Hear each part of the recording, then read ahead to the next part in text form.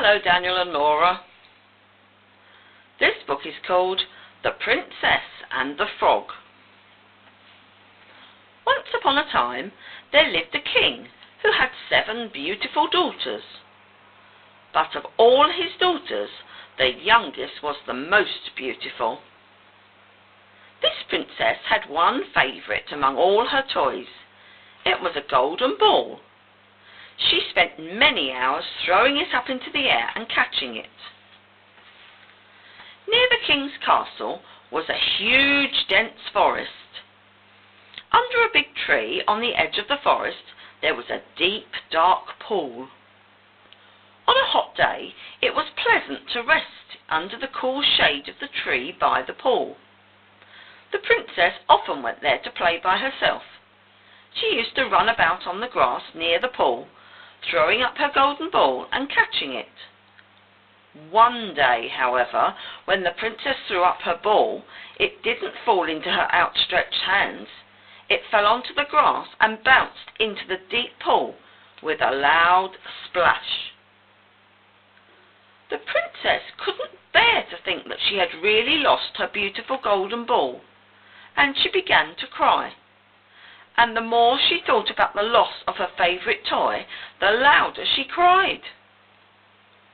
As the princess wept, she heard a voice saying, "Why do you weep, young princess? What is wrong?" The princess looked up to see who was speaking to her. She couldn't see anyone nearby. There was only a frog sitting at the edge of the pool. So she said to the frog, "I'm crying because my beautiful golden ball has fallen into this deep pool." "Don't cry," said the frog. "I can help you to get your ball. But what will you give me if I find it for you?" "I'll give you anything you wish for," replied the princess.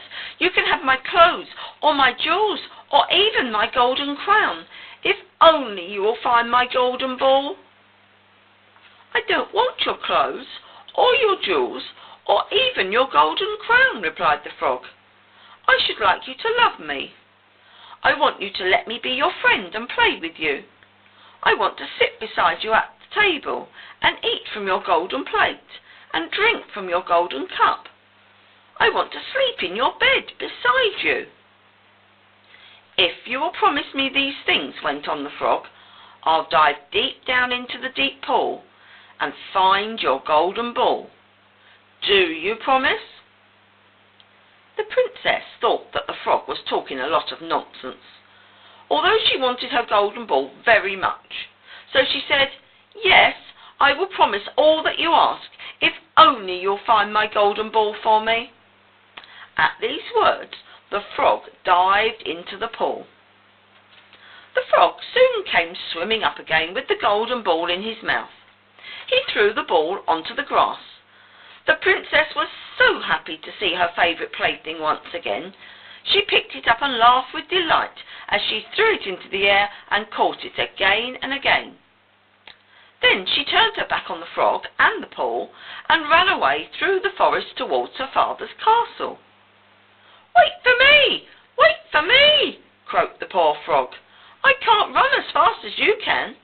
And he hopped along behind, trying to catch up with the princess. She didn't turn round, but just kept on running. The next day, the young princess was sitting at dinner with the king, his courtiers, and the other princesses. As she ate from her little golden plate, the frog found his way into the great hall of the castle. He jumped from step to step up the marble staircase. When he got to the top, he knocked on the door of the dining room. "Youngest princess, open the door for me," he cried. The princess ran to the door to see who was calling her. When she saw that it was the frog, she was afraid. She slammed the door shut quickly and went back to her place at the dining table. The king saw his daughter was afraid. "My child, what has frightened you?" he asked. "Is there a giant outside the door who wishes to carry you away?" "Oh no, dear father," replied the princess. "There is no giant outside the door, only a horrible slimy frog." "What does the frog want with you?" asked the king.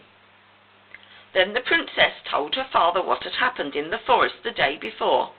"I promised he could live with me," she said, "but I never thought he would come so far from the water." Just then another knock was heard on the door, and a voice cried out, "Youngest princess, hear me call. Remember you lost your golden ball.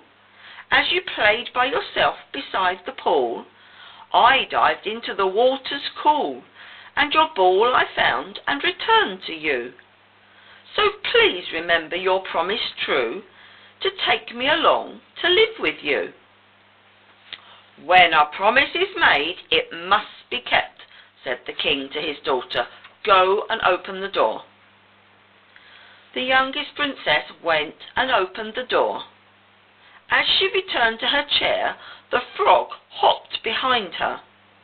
When she sat down, the frog said, "Please put me on the table beside you." The princess hesitated, but the king told her to do as the frog asked.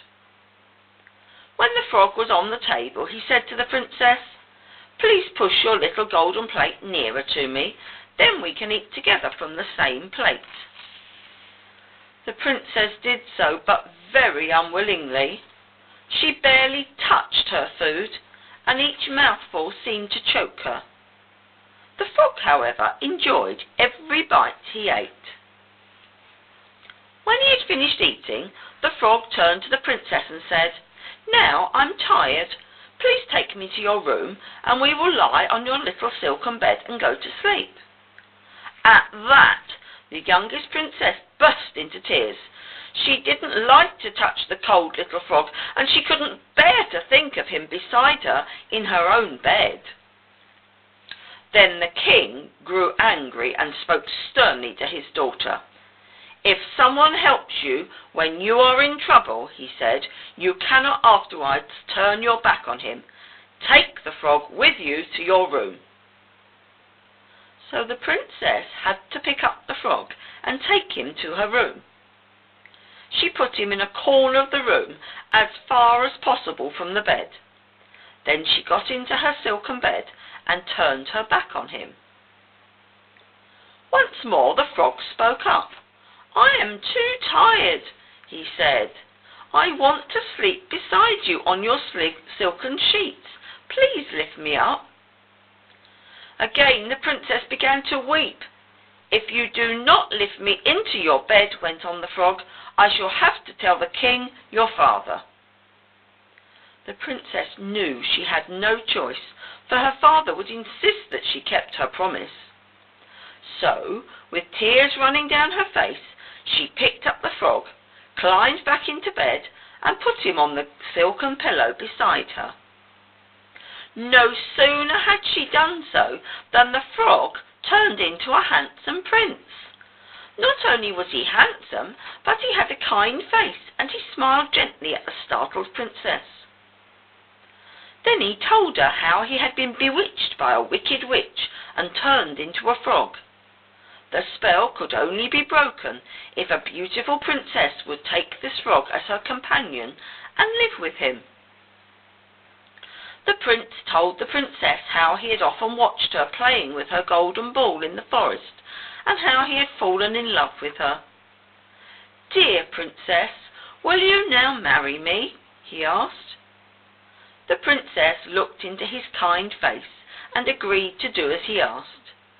Then, hand in hand, they went to tell the king what had happened. The next day they set off in a carriage driven by 6 white horses.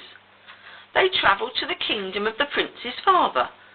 When they arrived, there was great rejoicing at the return of the prince, who had not been seen for many years.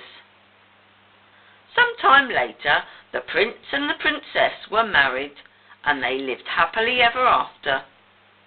The golden ball was kept in their palace, inside a special glass case, and resting on a purple cushion.